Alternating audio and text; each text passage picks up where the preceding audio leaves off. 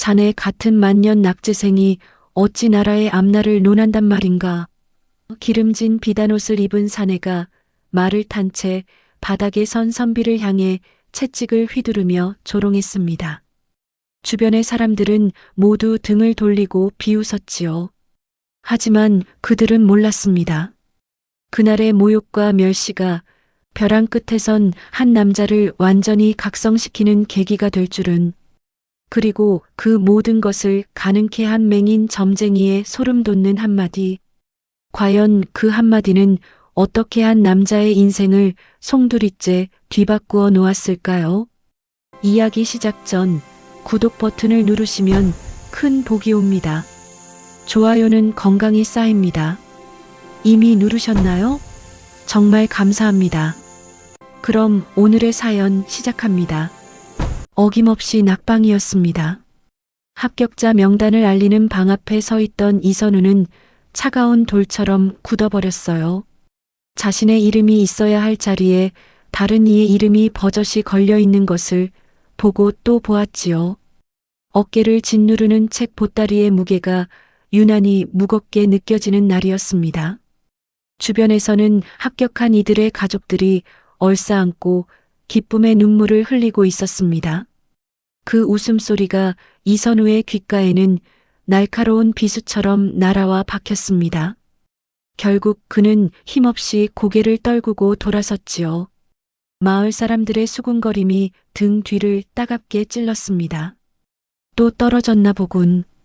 쯧쯧, 저리 똑똑하던 아이가 어찌 저리 되었을꼬? 이선우는 굳게 닫힌 방문을 열고 밖으로 나섰습니다. 싸늘한 겨울바람이 그의 해진 옷깃 사이로 스며들어 텅 빈 속을 더욱 시리게 만들었어요. 집으로 향하는 발걸음은 천근만근 무거웠습니다. 아내가 마당을 쓸다 말고 걱정스러운 눈빛으로 그를 맞았습니다.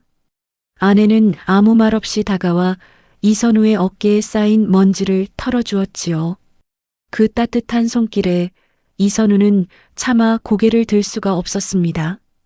아내가 조심스럽게 입을 열었습니다. 서방님, 너무 상심치 마셔요. 다음에는 꼭 좋은 결과가 있을 겁니다. 이선우는 쓰게 웃으며 대답했습니다. 이제는 나 자신도 믿지 못하겠는데 그대는 어찌 나를 믿는단 말이오. 내년에는 내후년에는 다를 것이라 스스로를 속여온 지가 벌써 10년째요. 더는 못하겠소. 나는 이제 붓을 들 용기조차 없단 말이오. 그의 목소리는 마른 잎사귀처럼 갈라지고 떨렸습니다. 방 안으로 들어선 이선우는 책 보따리를 바닥에 거칠게 내려놓았습니다. 쿵 하는 소리와 함께 먼지가 풀풀 날렸지요. 그는 벽에 기댄 채 스르르 주저앉았습니다. 그날 밤 이선우는 잠을 이룰 수 없었습니다. 옆방에서 들려오는 노모의 잦은 기침 소리가 그의 심장을 쿵쾅거리게 만들었습니다. 콜록 콜록. 쇳소리가 섞인 마른 기침은 낡은 집의 기둥을 흔드는 듯 했지요. 약값은 자꾸만 밀려가는데 집안의 쌀독은 바닥을 보인 지 오래였습니다. 어둠 속에서 아내가 뒤척이는 소리가 들렸어요. 고된 시집살이와 가난에 아내의 고왔던 얼굴은 그늘이 져 있었습니다. 이선우는 주먹을 꽉 쥐었습니다. 손톱이 살을 파고드는 아픔보다 가슴을 쥐어짜는 무력감이 더욱 고통스러웠습니다. 자신의 무능함이 사랑하는 이들을 고통 속에 몰아넣고 있다는 생각에 숨이 막혀왔습니다. 다음 날 아침 아내가 조심스럽게 밥상을 들여왔습니다. 희미한 쌀뜨물에 시든 나물 몇 가지가 전부인 초라한 밥상이었죠. 아내가 어렵게 입을 열었습니다.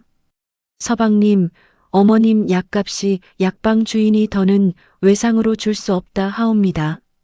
이선우는 밥숟가락을 들지 못하고 그저 마른 입술만 깨물었습니다. 아내가 그의 앞에 조용히 앉으며 말했습니다. 제가 가지고 있던 은가락지라도 내다 팔면. 아니, 그만두시오. 이선우가 버럭 소리를 질렀습니다. 그것이 어떤 것인데? 그대가 시집올 때 가져온 유일한 물건이지 않소? 이 무능한 지아비 때문에 그것마저 팔게 할 수는 없소. 결국 이선우는 집을 나섰습니다. 무엇이라도 해야 했습니다. 그의 발걸음이 멈춘 곳은 온갖 사람들이 뒤엉켜 소란스러운 저작거리의 한 구석이었습니다. 용하다는 소문이 자자한 맹인 점쟁이가 좌판을 펴고 앉아 있었지요. 점쟁이의 얼굴은 마치 마른 논바닥처럼 깊은 주름으로 가득했습니다. 이선우는 평소라면 미신이라 치부하며 거들떠보지도 않았을 겁니다. 하지만 지금 그는 썩은 동아줄이라도 잡고 싶은 심정이었습니다. 그는 점쟁이 앞에 엽전 몇 잎을 내려놓았습니다. 점쟁이는 미동도 없이 앉아 있었어요. 그저 저작거리의 소음을 들을 뿐이었죠. 이선우가 마른 침을 삼키며 물었습니다. 내게 과연 가망이 있겠소? 이 절망의 끝이 보이기는 하겠냔 말이오. 한참이나 침묵이 흘렀습니다. 시끄러운 시장의 소음만이 두 사람 사이를 채웠습니다. 포기하고 돌아서려는 순간 점쟁이의 주름진 입술이 천천히 열렸습니다. 그의 귓가에 들린 것은 알아들을 수 없는 해답이 아니었어요. 그저 나지막이 읊조리는 단 한 글자였지요. 여? 이선우는 자신의 귀를 의심했습니다. 예, 뭐라고 하셨소? 바람소리 때문에 잘 듣지 못했소. 하지만 점쟁이는 더 이상 입을 열지 않았습니다. 마치 돌부처처럼 굳게 입을 다물고 있을 뿐이었죠. 이선우는 답답한 마음에 소리를 높였습니다. 거스를 여기라니. 그게 대체 무슨 뜻이란 말이오? 내 운명을 거스르라는 말이오? 아니면 세상을 거스르라는 말이오? 주변 사람들이 수군거리며 그를 힐끔힐끔 쳐다봤습니다. 그는 결국 허탈하게 웃으며 자리를 털고 일어났습니다. 집으로 돌아오는 내내 여기라는 글자가 그의 머릿속을 떠나지 않았습니다. 거스르다, 바꾸다, 반대로 하다. 수만 가지 생각이 떠올랐다 사라지기를 반복했죠. 점쟁이는 대체 왜 내게 이런 화두를 던진 것일까? 이것은 희망의 실마리인가 아니면 또 다른 절망의 시작인가? 밤이 깊도록 이선우는 알 수 없는 그 한 글자에 사로잡혀 잠 못 이루고 뒤척였습니다. 그것이 자신의 인생을 통째로 뒤바꿀 운명의 시작이었음을 그는 아직 알지 못했습니다. 그날 이후 이선우는 여기라는 글자에 온 정신을 빼앗겼습니다. 그는 마치 실성한 사람처럼 행동하기 시작했지요.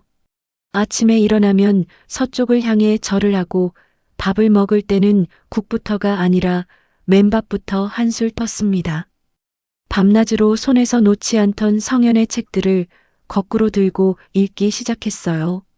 지자요수 인자요산 산요자인 수요자지. 뜻도 통하지 않는 글자들이 그의 입에서 공허하게 맴돌았습니다. 심지어 오른손잡이인 그가 왼손으로 붓을 잡고 글씨를 써내려가기도 했습니다. 먹물이 손등을 타고 흘러내려 소매를 온통 검게 물들였지요.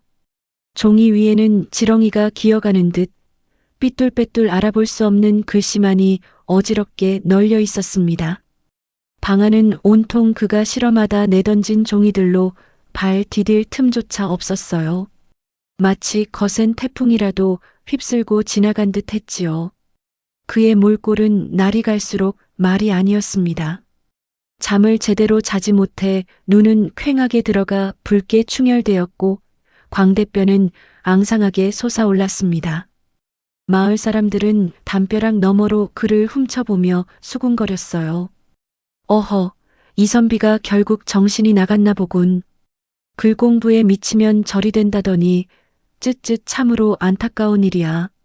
아내는 아무 말 없이 남편의 기행을 지켜보았습니다. 매일 아침이면 남편이 어지럽힌 방을 묵묵히 치우고 그의 해진 옷을 정성껏 기워주었지요. 그녀의 얼굴에는 수심이 가득했지만 남편 앞에서는 억지로 옅은 미소를 지어 보였습니다. 그 미소가 이선우의 가슴을 더욱 아프게 짓눌렀습니다. 며칠이 지나도 역의 의미는 잡힐 듯 잡히지 않았습니다. 답답한 마음에 바람이라도 쐴 겸 집을 나선 이선우는 저작거리로 향했습니다. 그때 저 멀리서 비단옷을 차려입은 한 무리가 요란하게 걸어오는 것이 보였지요. 가운데서 거만하게 턱을 치켜든 사내는 바로 이선우의 오랜 라이벌 김판수였습니다. 김판수는 대대로 명문가였던 집안의 자제로 재물과 권세를 모두 손에 쥐고 있었지요.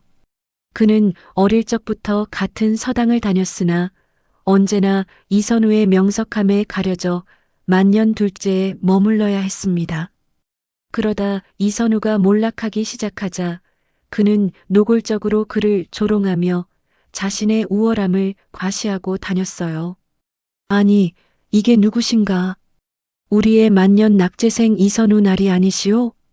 김판수가 기름진 목소리로 비아냥거리며 이선우의 앞을 가로막았습니다. 그의 옆에 있던 하인들까지 덩달아 낄낄거리며 이선우의 남루한 행색을 위아래로 훑어보았지요. 이선우는 두 주먹을 꽉 쥔 채 그를 외면하려 했습니다. 하지만 김판수는 보란듯이 그의 앞을 막아서며 말을 이었습니다. 어디 점쟁이라도 찾아가서 빌어보시지 그랬소? 혹시 아나 다음 과거에는 끝자리라도 한 자리 차지할 수 있을지. 아, 아니지. 자네 같은 사람은 뭘 해도 안 될 사람이지. 타고난 그릇이 딱 그 정도인 것을.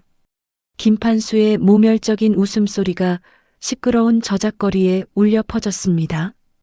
이선우가 핏기 가신 입술을 열어 차가운 목소리로 말했습니다. 내 길은 내가 알아서 갈 것이니 그만 비켜주시게.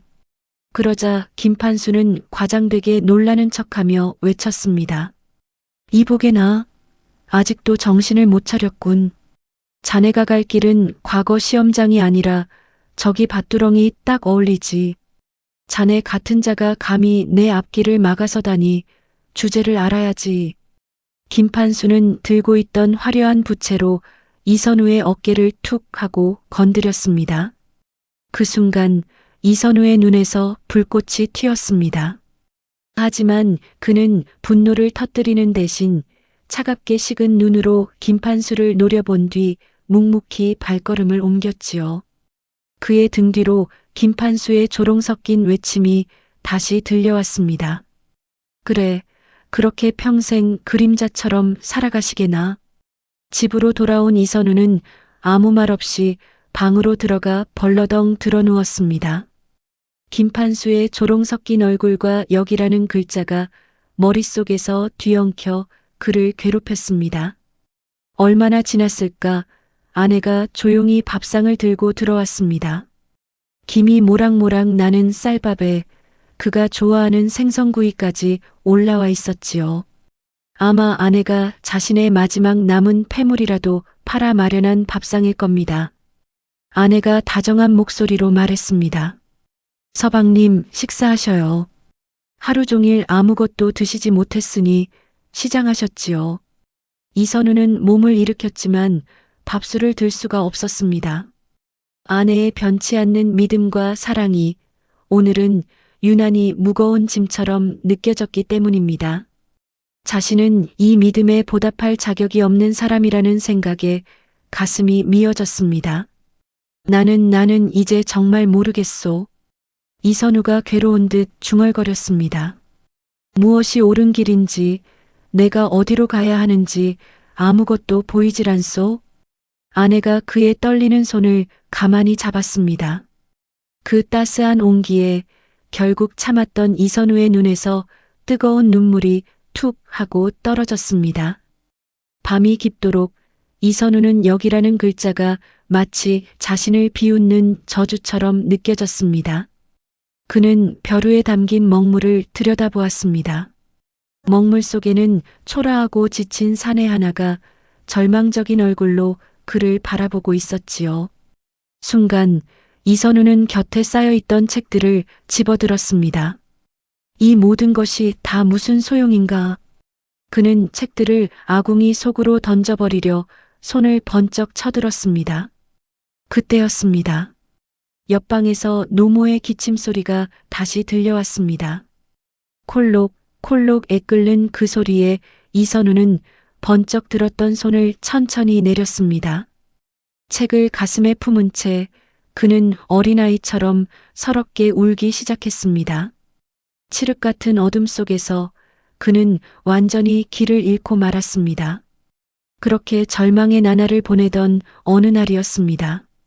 마을 어귀의 게시판 앞에 사람들이 구름처럼 몰려들었지요. 드디어 나라의 운명을 결정할 새로운 과거 시험의 공고가 붙은 것이었습니다. 사람들의 떠드는 소리와 기대에 찬 술렁임이 저작거리를 가득 메웠습니다. 이선우도 너클 잃은 사람처럼 그곳으로 발걸음을 옮겼습니다. 게시판 가장 높은 곳에 쓰인 시험의 주제가 그의 눈에 들어왔습니다. 나라의 부국 강병을 위한 방책을 논하라. 아, 또 부국 강병이로구나. 너무나도 예상했던 지극히 평이하고 상식적인 주제였지요. 그 순간이었습니다. 요란한 말발굽 소리와 함께 한 무리가 사람들을 헤치고 나타났습니다. 윤기가 흐르는 흑마 위에 거만하게 앉아 사람들을 내려다보는 사내, 바로 김판수였지요. 그는 말을 탄 채로 이선우를 발견하고는 기다렸다는 듯이 비웃음을 터뜨렸습니다. 오, 저기 이선비도 와 계시는군. 이번에도 자네의 답안은 보나 마나 뻔할 걸세. 김판수는 이선우의 앞에 말을 세우고는 채찍으로 그의 발밑을 가리켰습니다. 성현의 말씀을 줄줄 베껴 쓰고 옛사람의 지혜를 그저 따라 읊는 것 말고 자네 가할 줄 아는 게 무언가? 자네 같은 만년 낙제생이 어찌 나라의 앞날을 논한단 말인가? 주변의 사람들이 이선우를 쳐다보며 수군거리기 시작했습니다. 그의 얼굴이 불타는 듯 화끈거렸지요. 김판수의 조롱은 거기서 그치지 않았습니다. 자네는 평생 내 그림자 밑에서 벗어날 수 없을 걸세. 그러니 헛된 꿈은 그만 꾸고 분수껏 밭이나 가는 게 어떤가. 김판수는 보란듯이 큰 소리로 웃으며 말머리를 돌려 사라졌습니다. 그가 지나간 자리에는 흙먼지만이 자욱하게 남았지요. 그 흙먼지 속에서 이선우는 멍하니 서 있었습니다. 성현의 말씀을 베껴 쓰기나 하겠지. 김판수의 목소리가 그의 귓속을 계속해서 맴돌았습니다. 지난 10년간 자신이 써왔던 수많은 답안지가 눈앞을 스쳐 지나갔습니다. 언제나 정답만을 좇았고 한치의 오차도 없이 옛사람의 가르침을 따랐지요. 그 결과는 언제나 낙방, 낙방, 또 낙방이었습니다. 그때였습니다. 이선우의 머릿속에서 저작거리 점쟁이의 나지막한 목소리가 번개처럼 울려 퍼졌습니다. 역, 거스를 역. 그 글자가 김판수의 조롱과 겹쳐지며 그의 뇌리를 강하게 후려쳤습니다. 그래 역. 순간 이선우는 모든 것을 깨달았습니다. 모두가 당연하게 여기는 것, 모두가 정답이라 믿는 길, 그 반대를 논하라는 뜻이었구나. 남들이 가는 길을 똑같이 따라가서는 결코 앞서 나갈 수 없다는 것. 그것이 점쟁이가 자신에게 던진 화두의 진짜 의미였던 겁니다. 온몸에 소름이 돋으며 심장이 미친 듯이 뛰기 시작했습니다. 이선우는 서둘러 집으로 돌아왔습니다. 방으로 들어선 그는 곧장 붓과 벼루를 꺼내 들었지요. 그의 눈빛은 더 이상 절망과 무기력에 빠져 있지 않았습니다. 마치 불길이라도 치솟는 듯 이글이글 타오르고 있었지요. 그는 일생일대의 거대한 도박을 결심한 것이었습니다. 부국 강병, 나라를 부유하게 하고 군사를 강하게 만드는 것. 이를 위해서는 을의 군비를 증강하고 성벽을 높이 쌓으며 국방을 강화해야 한다고 모두가 주장할 터였습니다. 그것이 교과서적인 정답이었으니까요. 하지만 이선우는 그 정반대의 논리를 펼쳐보기로 마음먹었습니다. 오히려 군비를 대폭 축소해야 한다는 자칫 역모로 몰릴 수도 있는 파격적인 주장을 말입니다. 밤이 깊었지만 이선우의 방에는 등불이 꺼지지 않았습니다. 아내는 남편의 눈빛이 이전과 완전히 달라졌음을 직감했습니다. 이전의 기행과는 다른 무언가 위험하고도 단단한 결심이 서린 눈빛이었지요. 아내는 불안한 마음에 문 밖에서 서성였지만 차마 남편의 집중을 깨뜨릴 수가 없었습니다. 방 안에서는 오직 붓이 종이에 스치는 소리와 이선우의 낮은 은조림만이 새어나올 뿐이었습니다. 아니다. 이것이 아니다. 더 근본적인 것을 봐야 한다. 이선우는 며칠 밤낮으로 방에 틀어박혀 누구도 생각지 못했던 답안을 준비하기 시작했습니다. 그것은 더 이상 과거 급제를 위한 답안이 아니었습니다. 자신의 지난 10년을 부정하고 세상의 통념에 맞서는 그의 모든 것을 건 승부수였지요.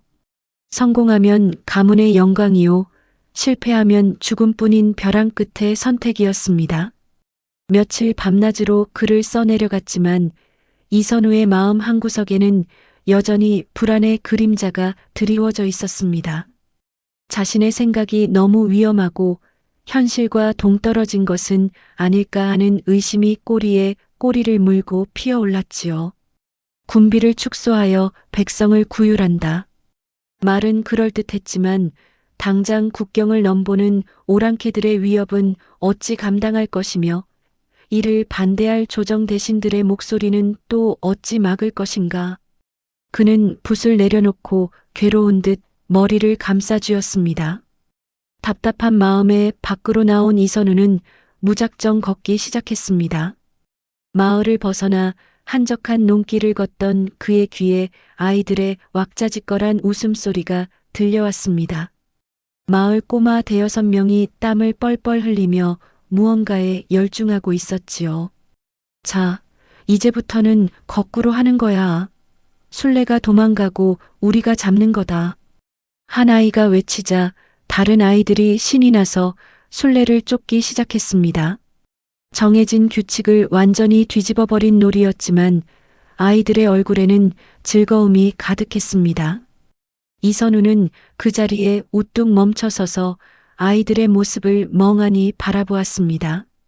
규칙을 거꾸로 뒤집으니 놀이는 전혀 새로운 재미를 만들어내고 있었습니다. 거꾸로 뒤집는다. 그 순간 그의 머릿속에 안개처럼 흐릿했던 무언가가 조금씩 선명해지는 듯 했습니다. 고정관념을 깨는 것, 정해진 틀에서 벗어나는 것. 그것이 바로 역의 시작일지도 모른다는 생각이 들었지요. 그는 홀린 듯 발걸음을 옮겨 마을에서 가장 높은 언덕으로 향했습니다. 때는 마침 몇 달째 비 한 방울 내리지 않는 극심한 가뭄이 이어지고 있었어요. 언덕에서 내려다본 들판은 온통 누렇게 타들어가고 있었습니다.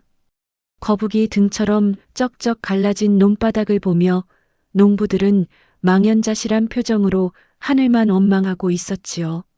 모두가 일손을 놓고 애타게 비만 기다리고 있을 뿐이었습니다. 그런데 바로 그때 이선우의 눈에 기이한 광경 하나가 들어왔습니다.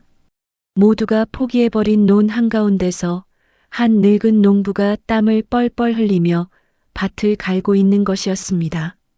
메마른 땅을 갈아엎는 것은 오히려 땅속에 남은 물기마저 말려버리는 어리석은 짓이었지요. 이선우는 의아한 마음에 농부에게 다가가 물었습니다.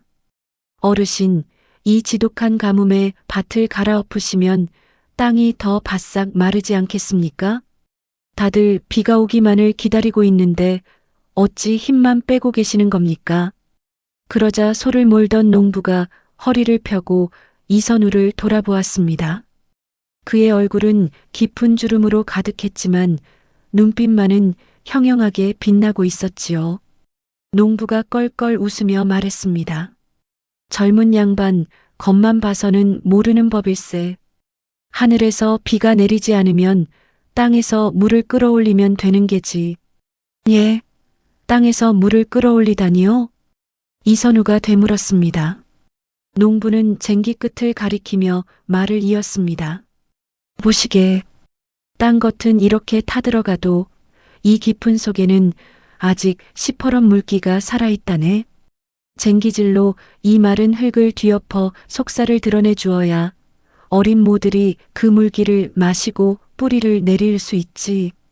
가만히 앉아 하늘만 쳐다보고 있으면 결국 남는 것은 타들어간 논바닥과 한숨뿐이라네.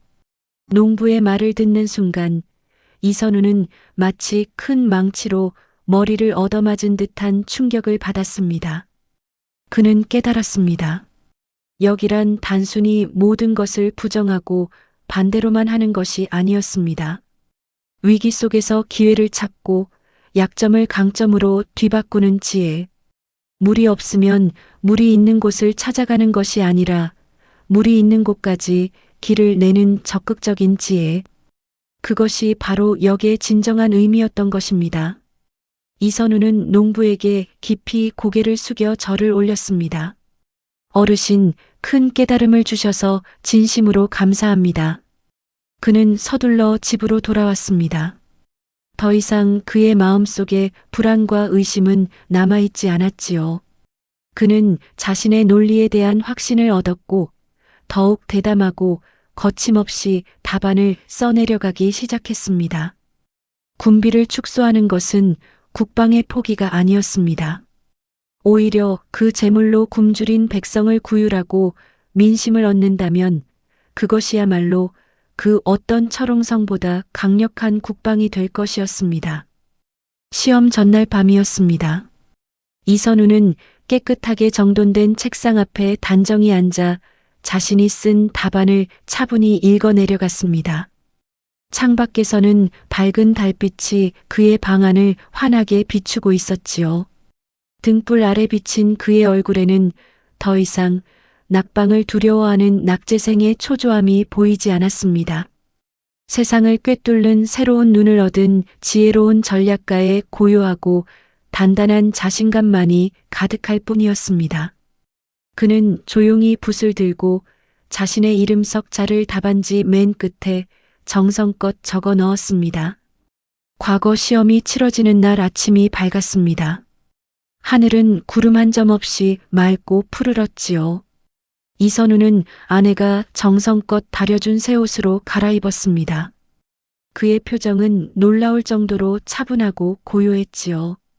아내가 걱정스러운 얼굴로 그의 옷매무새를 만져주며 말했습니다. 서방님, 너무 긴장하지 마셔요. 평소 하시던 대로만 하시면 됩니다. 이선우는 아내의 손을 따뜻하게 잡아주며 부드럽게 웃었습니다. 걱정 마시오.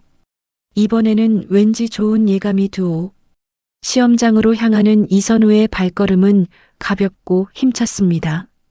수많은 선비들이 저마다 긴장된 표정으로 시험장 앞에 모여 있었지요. 저 멀리 화려한 비단옷을 입은 김판수도 보였습니다. 그는 여전히 거만한 표정으로 주변 사람들에게 무언가를 떠벌리고 있었지요. 김판수와 눈이 마주쳤지만 이선우는 더 이상 그를 의식하지 않았습니다. 그저 묵묵히 자신의 자리를 찾아 앉을 뿐이었지요. 시험 시작을 알리는 북소리가 웅장하게 울려 퍼졌습니다. 시험관이 시제를 낭독하자 시험장 안은 술렁이기 시작했습니다. 나라의 부국 강병을 위한 방책을 논하라. 예상했던 주제였기에 대부분의 선비들은 안도의 한숨을 내쉬며 자신만만하게 붓을 들었습니다. 여기저기서 군비를 증강하고 국경을 강화해야 한다는 익숙하고 상식적인 글들이 쓰이기 시작했지요. 하지만 이선우는 달랐습니다. 그는 조용히 눈을 감고 지난 며칠간 갈고 닦았던 자신의 논리를 머릿속으로 정리했습니다. 농부의 지혜, 아이들의 놀이, 그리고 김판수의 조롱까지 모든 것이 하나로 이어지며 그의 생각을 더욱 단단하게 만들었지요. 이선우는 천천히 눈을 뜨고 붓에 먹을 듬뿍 찍었습니다. 그는 거침없이 써 내려가기 시작했습니다. 진정한 부국 강병은 높은 성벽과 날카로운 창칼에서 나오는 것이 아니옵니다. 그것은 바로 굶주리지 않고 억울하지 않은 백성들의 마음에서 비롯되는 것이옵니다. 그의 글은 파격 그 자체였습니다. 오히려 군비를 대폭 축소하고 그 재정으로 굶주린 백성을 구휼하며 낡은 수로를 정비하여 농사에 힘쓰게 해야 한다고 주장했지요. 백성의 마음을 얻는 것이야말로 돈으로 살 수 없는 가장 강력한 국방이라는 것이 그의 논리였습니다. 주변에서 그의 답안을 곁눈질하던 선비들은 경악을 금치 못했습니다. 저게 대체 무슨 소리인가? 미쳤군, 미쳤어. 저런 답안을 썼다가는 목이 달아나도 할 말이 없을 걸세. 수군거리는 소리가 들려왔지만 이선우는 조금도 흔들리지 않았습니다. 그는 자신의 모든 신념과 깨달음을 담아 마지막 한 글자까지 힘주어 써내려갔습니다. 시간이 흐르고 합격자를 발표하는 날이 되었습니다. 이선우의 집 앞에는 그를 걱정하는 아내와 노모가 뜬 눈으로 밤을 새우고 있었지요. 이선우 자신조차 결과를 예측할 수 없었습니다. 그는 그저 담담하게 하늘의 뜻을 기다릴 뿐이었지요. 그때였습니다. 와, 장원이야, 장원. 마을 입구에서부터 요란한 징과 꽹과리 소리가 울려 퍼지며 함성 소리가 들려왔습니다. 마을 사람들이 흥분한 얼굴로 이선우의 집으로 몰려왔습니다. 이선우 나리, 장원 급제요. 장원. 합격자 명단을 알리는 방목의 가장 높은 곳, 장원의 자리에 이선우라는 세 글자가 선명하게 빛나고 있었던 것입니다. 아내와 노모는 그 자리에 주저앉아 기쁨의 눈물을 터뜨렸습니다. 이선우 역시 자신의 눈을 믿을 수가 없었지요. 지난 10년간의 서름과 고통이 한순간에 눈 녹듯 사라지는 듯 했습니다. 금이환양. 임금이 내린 어사화를 머리에 꽂고 비단 도포를 입은 이선우가 마을에 들어서자 온 마을 사람들이 길가에 나와 그를 맞이했습니다. 가난했던 그의 집은 잔치를 열고 사람들의 웃음소리로 가득 찼지요. 노모는 아들의 손을 잡고 하염없이 눈물을 흘렸고 아내는 그의 곁에서 가장 행복한 미소를 지었습니다. 그의 인생에서 가장 빛나고 눈부신 순간이었습니다. 며칠 뒤 임금이 장원 급제한 이선우를 직접 불렀습니다. 옥좌에 앉은 임금은 근엄한 목소리로 물었습니다. 과인의 앞에서 그대의 답안을 다시 한번 논해보라. 어찌하여 군비를 축소하는 것이 부국 강병의 길이라 하였는가? 조정 대신들은 모두 숨을 죽이고 이선우를 지켜보았습니다. 특히 차석으로 낙방한 김판수는 질투와 분노가 뒤섞인 눈으로 그를 쏘아보고 있었지요. 이선우는 조금도 떨지 않고 당당하게 자신의 논리를 펼쳤습니다. 그의 목소리는 낮았지만 힘이 있었고 그의 논리는 막힘이 없었습니다. 설명이 끝났을 때 임금은 한동안 말이 없다가 자리에서 일어나 그의 앞에 섰습니다. 그리고는 그의 어깨를 두드리며 크게 웃었습니다. 과인이 찾던 인재가 바로 여기 있었구나. 그대의 지혜와 용기가 썩어가는 이 나라를 구원할 것이다. 임금은 그의 파격적인 식견을 높이 사중요한 관직을 제수했습니다. 이선우는 엎드려 성은을 받으며 자신을 이끈 역의 지혜에 다시 한번 깊이 감사했습니다. 장원 급제의 기쁨과 영광은 그리 오래가지 않았습니다. 마치 한여름 밤의 꿈처럼 모든 것이 순식간에 제로 변하기 시작했지요. 이선우가 조정에 출사하여 자신의 정책을 펼치기도 전이었습니다. 조정의 분위기가 심상치 않게 돌아가기 시작한 것은 말입니다. 모든 일의 시작은 차석으로 낙방한 김판수에게서 비롯되었습니다. 그는 이선우에 대한 질투와 시기심으로 밤잠을 이루지 못했지요. 자신이 아닌 이선우가 임금의 총애를 받는 것을 도저히 용납할 수 없었습니다.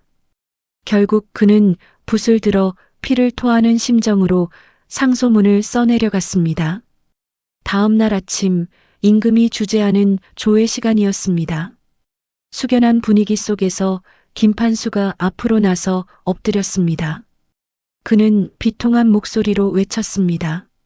전하, 소 죽음을 무릅쓰고 아뢰옵니다. 이번 과거의 장원 이선우는 마땅히 그 직을 박탈하고 영모제로 다스리셔야 하옵니다. 그의 외침에 조정은 순식간에 얼어붙었습니다. 임금이 녹이 띈 목소리로 물었습니다. 김판수는 듣거라. 영모라니 그것이 대체 무슨 말인가?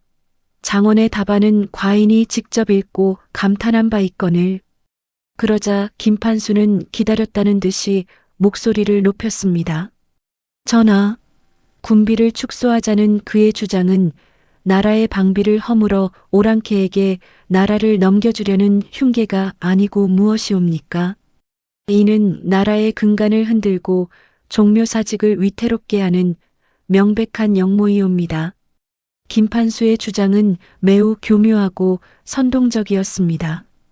이선우의 답안을 완전히 비틀어 나라를 팔아먹으려는 역적의 궤변으로 둔갑시킨 것이지요. 그러자 김판수 가문과 손을 잡고 있던 늙은 대신들이 하나둘씩 그를 거들고 나섰습니다. 옳죠. 김판수의 말이 옳습니다. 전하. 군사의 힘이야말로 나라를 지키는 첫 번째 관문이거늘 이를 허물자는 것은 스스로 멸망을 자초하는 길이옵니다. 이선우의 주장은 백성의 인기를 얻어 조정을 혼란에 빠뜨리려는 간악한 술책일 뿐이옵니다. 조정의 여론은 순식간에 이선우에게 등을 돌렸습니다. 그의 파격적인 주장은 이제 혁신적인 지혜가 아닌 위험천만한 영모의 증거가 되어버렸지요. 며칠 전까지만 해도 그의 식견을 칭송하던 대신들조차 이제는 차가운 눈으로 그를 바라볼 뿐이었습니다. 임금은 깊은 고뇌에 빠졌습니다. 임금은 이선우의 진심을 믿었지만 수많은 대신들의 거센 반발을 무시할 수도 없는 노릇이었지요. 정치적 압박은 생각보다 훨씬 거셌습니다. 결국 며칠 뒤 어두운 밤이었습니다. 이선우의 집으로 의금부의 군사들이 들이닥쳤습니다. 어명을 받들라. 역적 이선우를 당장 하옥하라. 한순간에 집안은 아수라장이 되었습니다. 장원의 영광을 안겨주었던 바로 그 비단 도포 위로 차가운 쇠사슬이 감기는 소리가 섬뜩하게 울려 퍼졌지요. 노모는 그 자리에서 까무러쳤고 아내는 남편의 이름을 부르짖으며 군사들에게 매달렸습니다. 안 됩니다. 제 서방님은 죄가 없습니다. 이것은 모함입니다. 하지만 군사들은 아내를 거칠게 밀치고는 이선우를 짐짝처럼 끌고 나갔습니다. 가문은 순식간에 풍비박산이 났습니다.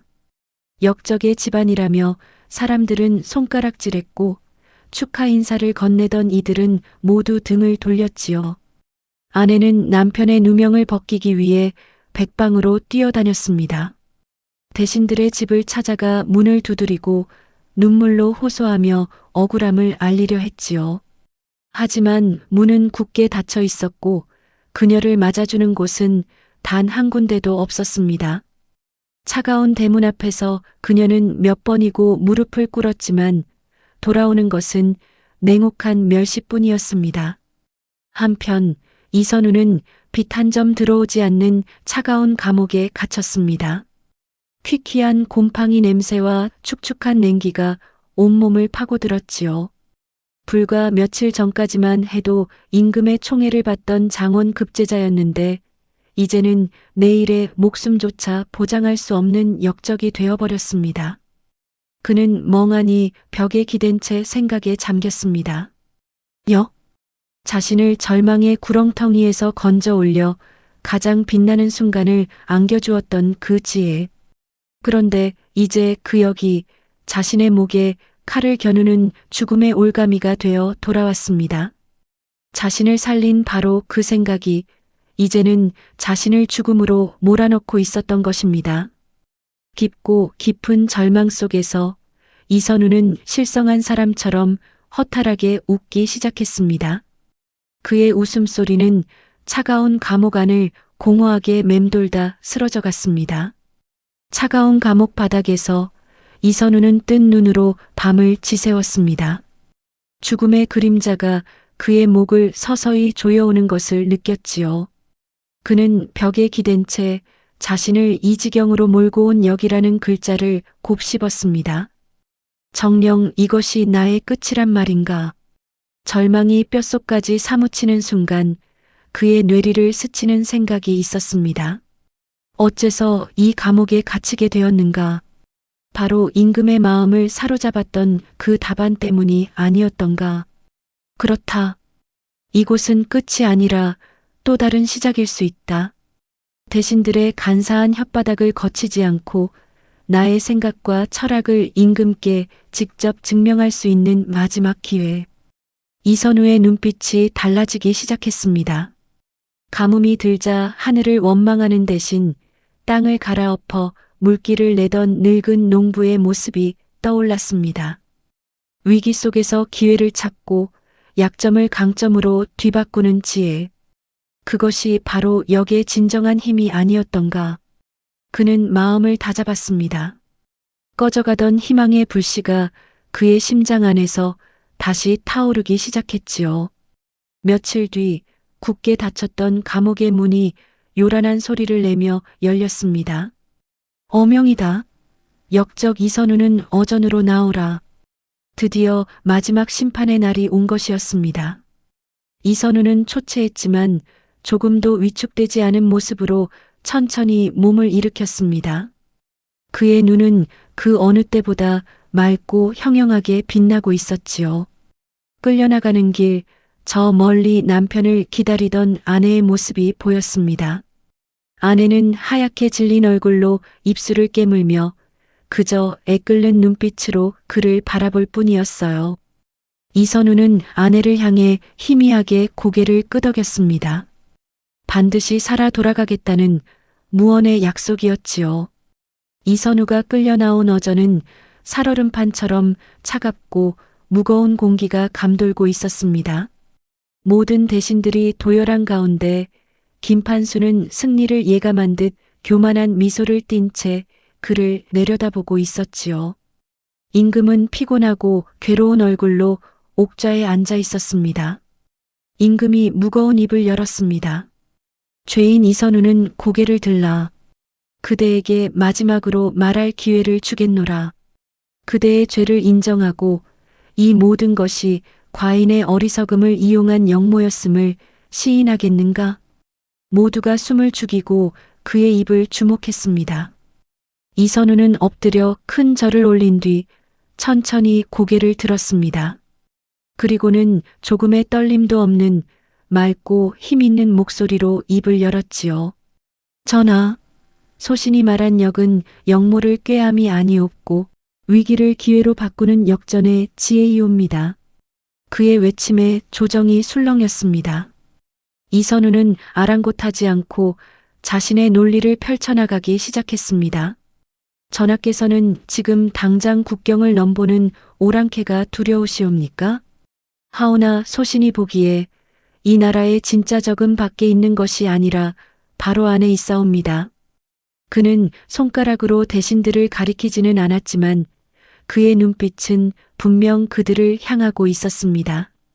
해마다 군비를 늘리는데 천문학적인 돈이 들어가고 있사오나 그 돈이 과연 모두 국방을 위해 쓰이고 있사옵니까? 굶주린 병사들에게 돌아가야 할 군량이 어느 대신의 창고에서 썩어 문드러지고 있으며 낡은 무기를 교체해야 할 돈이 누구의 주머니를 채우고 있는지 전하께서는 진정 모르시나이까? 그의 말은 칼날처럼 날카로웠습니다. 대신들의 얼굴이 하얗게 질리기 시작했지요. 이선우는 목소리를 더욱 높였습니다. 백성은 나라의 근본이옵니다. 배부른 백성은 충성스러운 신하가 되지만 굶주린 백성은 그 어떤 오랑캐보다 무서운 적이 될 수 있사옵니다. 백성의 마음을 잃고서 어찌 나라를 지킬 수 있겠사옵니까? 성벽을 높이 쌓는 것보다 민심의 벽을 두텁게 하는 것이 먼저이며 창칼을 벼리는 것보다 굶주린 백성의 배를 채우는 것이 급선무이옵니다. 그의 논리 정연하고 가슴을 울리는 외침에 임금은 깊은 생각에 잠겼습니다. 이선우는 마지막으로 피를 토하듯 외쳤습니다.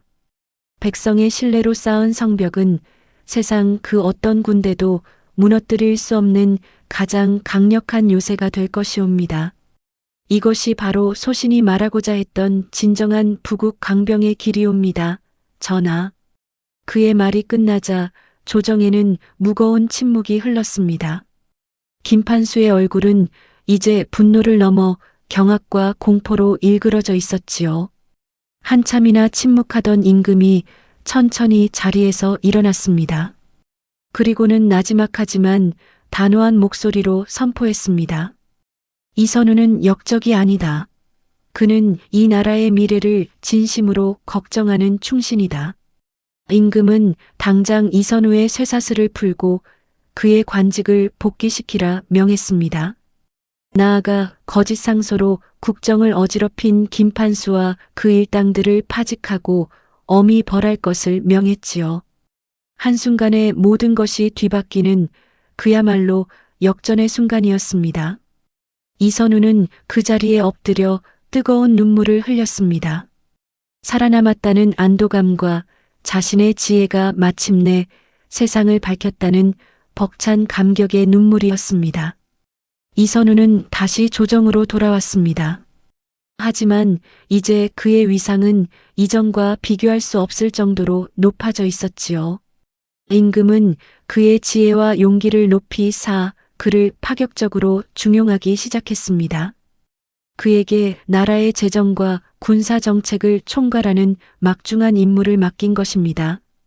김판수를 비롯한 낡고 부패한 세력들은 모두 조정에서 쓸려나갔습니다. 그 빈자리는 이선우가 청거한 젊고 유능하며 뜻있는 인재들로 채워졌지요.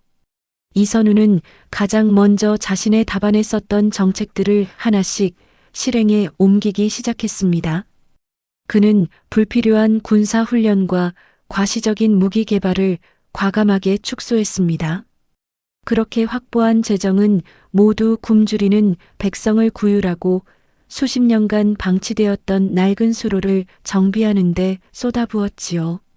물론 반발도 만만치 않았습니다. 평생 군사력만이 나라를 지키는 길이라 믿어왔던 늙은 장수들은 불안감을 감추지 못했고 이권이 줄어든 일부 관리들은 뒤에서 그를 음해했습니다. 하지만 이선우는 흔들리지 않았습니다. 그는 직접 발로 뛰며 전국의 민심을 살폈고 밤낮으로 임금과 머리를 맞대고 정책을 논의했지요. 그의 진심과 실천하는 모습에 백성들의 마음이 서서히 움직이기 시작했습니다. 나라에서 나누어준 곡식으로 굶주림을 면한 백성들은 눈물을 흘리며 임금과 조정에 감사했습니다. 수로가 정비되자 버려졌던 땅은 기름진 옥토로 변했고 농민들의 얼굴에는 웃음꽃이 피기 시작했지요. 백성들은 더 이상 나라를 원망하는 대신 스스로 나라의 백성임을 자랑스러워하기 시작했습니다. 그들이 흘리는 땀방울이 나라의 창고를 채우고 튼튼한 국방의 초석이 되어갔습니다. 몇 년의 세월이 흘렀습니다. 이선우의 정책 덕분에 나라는 몰라보게 안정되고 부유해졌습니다. 그러던 어느 해 나라에 극심한 가뭄이 찾아왔습니다. 몇 달 동안 비 한 방울 내리지 않아 강바닥이 드러나고 들판은 쩍쩍 갈라져 먼지만 날렸지요. 백성들은 불안에 떨었고 조정 대신들은 다시금 하늘만 쳐다보며 한숨만 내쉬었습니다. 나라의 위기가 다시 찾아온 것입니다. 모두가 절망에 빠져 있을 때 이선우는 조금도 동요하지 않았습니다.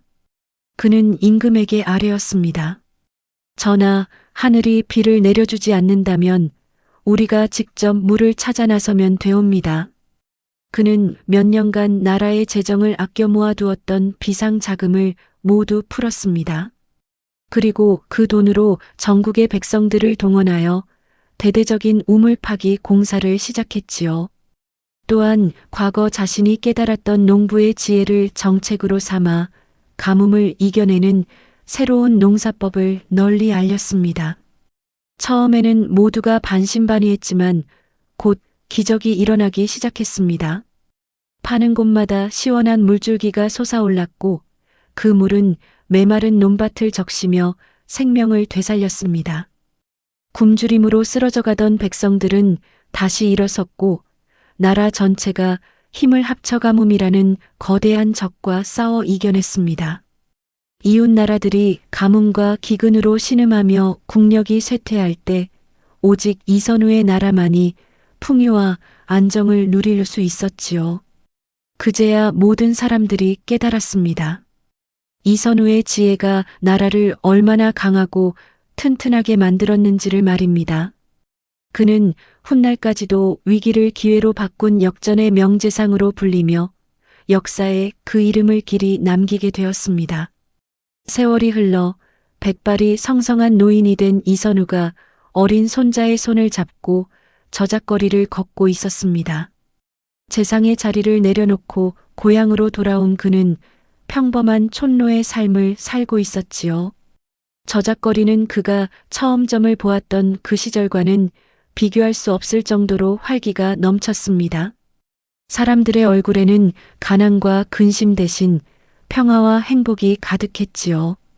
이선우는 손자와 함께 걷다가 저작거리 한쪽 구석에 웅크리고 앉은 한 노파를 발견했습니다. 수십 년의 세월이 흘렀지만 그는 한눈에 알아볼 수 있었습니다.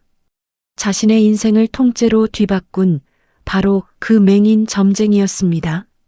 점쟁이는 예전과 똑같이 그저 조용히 앉아 세상의 소리를 듣고 있었지요.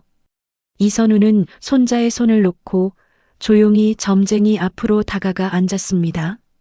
그는 아무 말 없이 주머니에서 엽전 몇 잎을 꺼내 점쟁이의 손에 쥐어주었지요. 점쟁이는 엽전을 받아들더니 이선우를 향해 희미하게 웃어 보였습니다. 그녀의 얼굴에 가득했던 깊은 주름이 마치 잔잔한 호수처럼 부드럽게 퍼져나갔습니다. 점쟁이는 아무 말도 하지 않았지만 이선우는 모든 것을 알 수 있었습니다. 운명이란 정해진 길이 아니라 그것을 어떻게 바라보고 어떻게 거슬러 나아가는지에 따라 전혀 다른 풍경을 보여준다는 것을 말입니다. 이선우는 점쟁이에게 깊이 고개를 숙였습니다. 그리고 마음속으로 조용히 되뇌었지요. 내 인생을 구하고 이 나라를 구원한 단 한 글자. 역. 그의 뒤로 풍요로운 저작거리의 행복한 웃음소리가 따스한 봄볕처럼 쏟아지고 있었습니다. 오늘의 이야기는 여기까지입니다. 만년 낙제생이었던 한 선비의 인생을 통째로 뒤바꾼 지혜, 역. 우리네 삶에도 어쩌면 자꾸만 부딪히는 높은 벽이 있을지 모릅니다. 그럴 때마다 더 세게 부딪히기보다 한 걸음 물러나 다른 각도에서 바라보는 지혜가 필요한 것은 아닐까요? 맹인 점쟁이가 던진 역이라는 한 글자는 절망에 빠진 한 선비에게 건넨 단순한 해답이 아니었습니다. 위기 속에서 기회를 보고 약점에서 강점을 찾으며 길이 없는 곳에서 새로운 길을 만들어내는 역발상의 지혜를 일깨워준 화두였지요.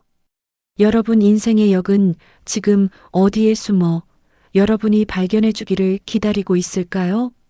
오늘 이야기가 가슴에 깊은 울림을 주었다면 잊지 마시고 구독과 좋아요 꼭 눌러주십시오. 여러분의 작은 정성이 모여 더 재미나고 깊이 있는 이야기들이 세상을 향해 뻗어나갈 수 있습니다. 끝까지 함께해 주신 분들께 진심으로 감사드리며 여러분의 따뜻한 생각이나 소감을 댓글 한 줄 남겨주시면 제게 큰 힘이 됩니다. 감사합니다. 오늘도 우리네 삶에 신비로운 복이 넝쿨째 굴러들어오길 바라며 다음에도 구수하고 깊은 이야기 보따리 들고 찾아오겠습니다. 자, 여러분의 안방에도, 일터에도, 마음에도 복 나와라, 뚝딱.